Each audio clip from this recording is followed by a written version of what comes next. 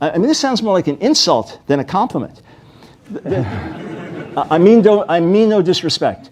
I know you're sincere, and I know there's been preparation here. I don't mean to mock, but certain things are ridiculous, impossible, and the only reason people come up with this is because based on their faith they have to find Muhammad in the Bible. Otherwise it'd never occur to you to do it, because the Bible is so much not about him and so much about something else.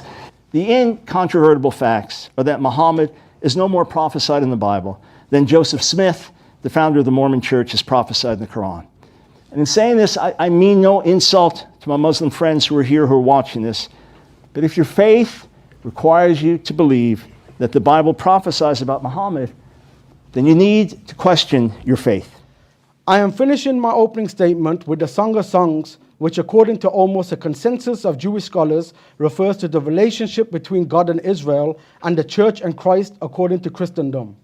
Nearly every verse of chapter 5 either directly references or alludes to different biblical prophecies of Prophet Muhammad, some of which I have cited in this opening statement. Song of Solomon verse 7 confirms this during a period of exile. Verse 10 describes him as a standard bearer for an army of 10,000, confirming Deuteronomy 33. Verse 11 alludes to Daniel chapter 2 and Daniel 7, confirming he comes during the Roman exile, and describes him, interestingly, as the purest Arabian gold. Verse 16 says, his mouth is most sweet, which is a description of the Quran that even the greatest enemies of the Prophet, who are masters of their language, refer to it as sorcery, as it could not be the word of men. Moreover, this verse foreshadows the name of Prophet Muhammad and shows how he fulfills the description of his name. Hikomam tekim bikullu Muhammadim. The Song of Solomon, listen, I mean no disrespect.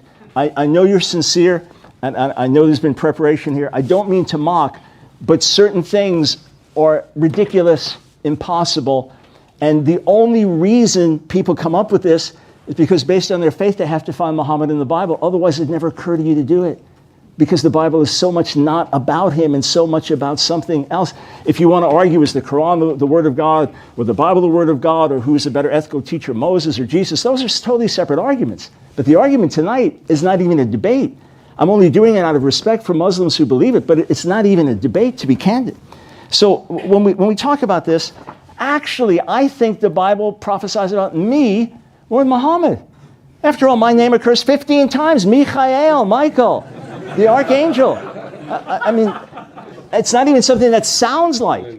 I don't have to change the Hebrew, as was actually done tonight. The Hebrew was changed to try to make it sound more like Muhammad, because the Hebrew is Mahmadim, singular Mahmad, plural Mahmadim. In fact, the form Muhammad is impossible in Hebrew. It violates, there's no possible verbal form, not pu'al, hufal, no possible verbal form where that works, and there are no nominal forms where that works. So morphologically, phonetically, it doesn't work. It's just not Hebrew. It's a different language, a different name. It doesn't work, right? Just to be candid, just to be plain here. So as for this, if we want to try to argue Chiko Mamtakim B'Chulo Machmadim, so Song of Solomon 5:16, let's play it out as if it were Muhammad, okay? His mouth is delicious, and all of him is delightful, Mahmadim. Such is my beloved, such is my darling, O maidens of Jerusalem. So substituting the name Muhammad for the Hebrew plural form Mahmadim, even though they're different in form of pronunciation, the first half of the verse would now read, his mouth is delicious, and all of him is multiple Muhammads. So the text is saying that the male lover is actually many Muhammads. The context has nothing to do with Islam, nothing to do with Allah, nothing to do with Muhammad.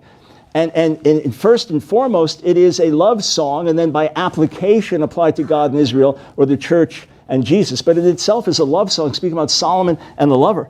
All right? And if you want to say that Mahmadim, the plural, is actually plural of Muhammad, Mahmad, well then let's see how Mahmad is used elsewhere. It means something desired in the Hebrew Bible. Perhaps Muhammad is Ezekiel's wife, because it says that his wife is the Mahmad of his eyes.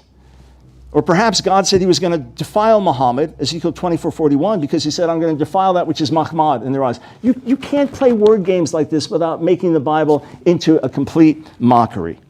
And look, I don't mean insult in saying this, but the arguments are as weak as saying, I have a Christian friend named Mo, and he used to be very fat, but now he's slim. And you respond saying, he's not a Christian at all. No, he's Mo, who is now Slim, so Muslim equals Muslim. It's that outlandish. Now contrast this with the fact that Yehoshua, Jesus, right? Yehoshua, Joshua, the high priest in Zechariah 6, is set forth as a type and symbol of the Messiah, all right? A priestly king. And what is Yehoshua also called in the Hebrew Bible? 27 times the name occurs, but many times we're referenced to him. Yeshua, the actual name is found, and it's for the one who is a type and shadow of the priestly king.